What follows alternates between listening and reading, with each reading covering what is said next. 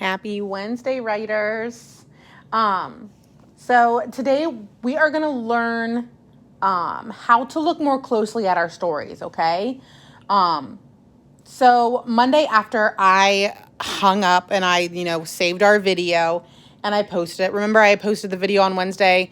Our lesson was about visualizing, and we were closing our eyes and we were visualizing going out into the playground and what things looked like and what color they were and what things were around them. And I tried to draw details in my story of my favorite part of recess. Yes, it was kind of hard for Miss Reed to do that because she only has a black marker. But if I had lots of other colors and lots of other tools at home like you do, I felt like I could have made more details, okay? So I want to show you just how important it is to look closely at our stories for details, okay? Some that we might have left out. So last week, do you guys remember when we read the story about Raymond in the book Ish? Remember, Raymond was the artist, and the artist didn't feel like that good of an artist and was crumpling up their work and found out that their younger sister was posting pictures on the wall. And we talked about not giving up last week, right? So think about that book Ish and think about Raymond. Now, what if I told you that in that book, no one was wearing shoes in the whole book? Would you believe me? Guess what? I am not lying to you. In that story Ish, we're going to learn something else. We just didn't learn one thing from that story about working hard and not giving up. We also are going to talk about details. Could you imagine an author and an illustrator making a story and publishing it and sending it out to people to buy and use at their houses and leaving out a detail like that? No one was wearing shoes in that story, I promise you. I also posted that story in today's writing if you want to rewatch it. 1, to enjoy the story, but 2, to look at their feet. They're not wearing any shoes.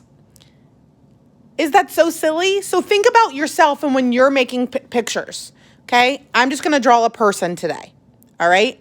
So when you are drawing your stories, and I think like people is something that we do a lot, okay? Sometimes in kindergarten, we want to make our people like this.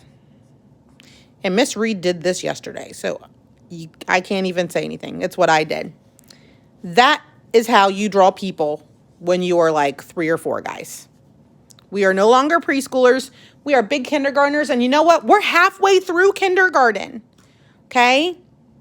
When we come back after Christmas break, we are going to be closer to first graders than we were when we came. Can you believe that? We have to make sure that we're really adding details in our story, especially now because we're learning how to write those words on our papers. And sometimes we might not be the best writers and we might not be able to spell all of our words out correctly. And it really, really helps the reader by looking at our pictures. But if we don't have good details in our pictures, is anybody going to be able to tell what our story's about? Okay, let's say that I'm doing a story about decorating the Christmas tree. Okay, this is not what I want your picture to look like.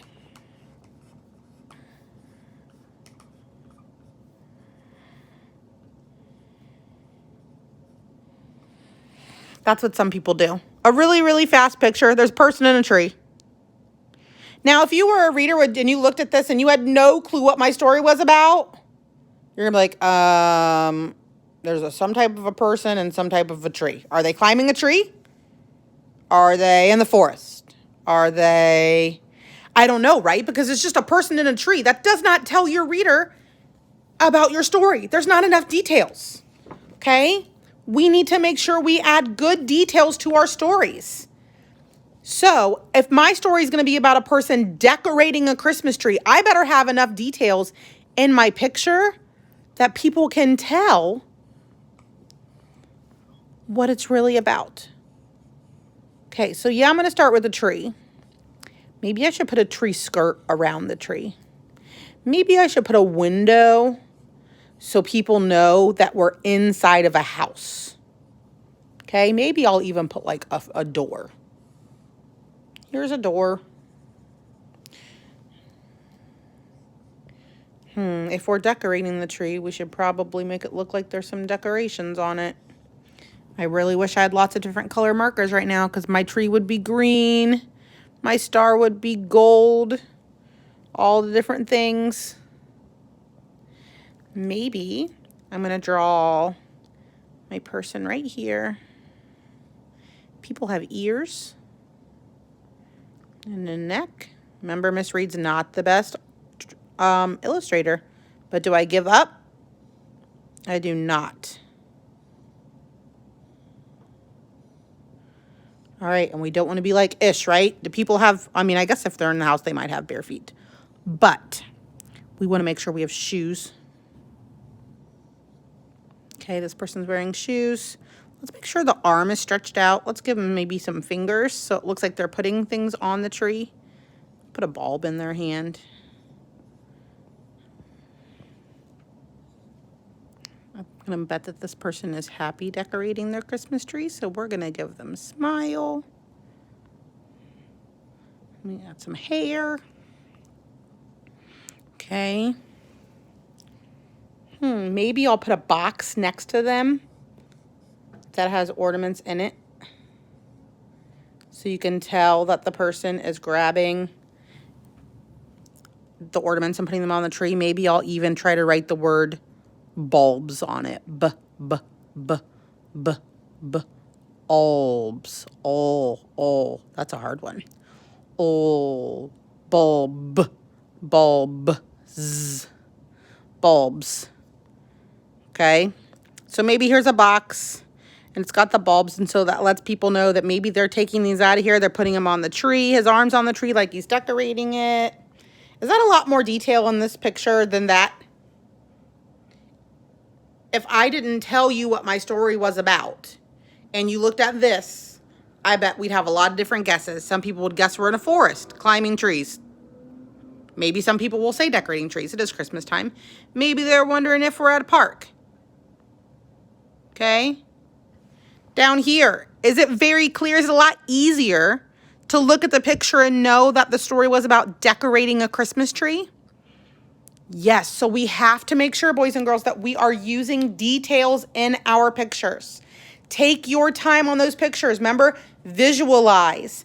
Really think about what your story looks like. If you're telling a story about how you went with your family to the mall this weekend to meet Santa, what decorations were there? Was Santa behind a piece of plexiglass? Was there like a barrier between you and Santa, right? I'm going to guess this year too, you had to have a mask on to stay extra safe. Think about all the details, everything that was around you. What color was Santa's suit? Was there a person taking pictures? Think about all the details in your story. Visualize it in your head, what it looks like. Then get that picture down on your paper with all those details before you even add your words, okay? You can do it. I will be super, super proud of you. And remember, today's the last lesson for writing this week, so you will do this today. And then tomorrow, I also want you to work on these things, visualizing and making sure you have good details.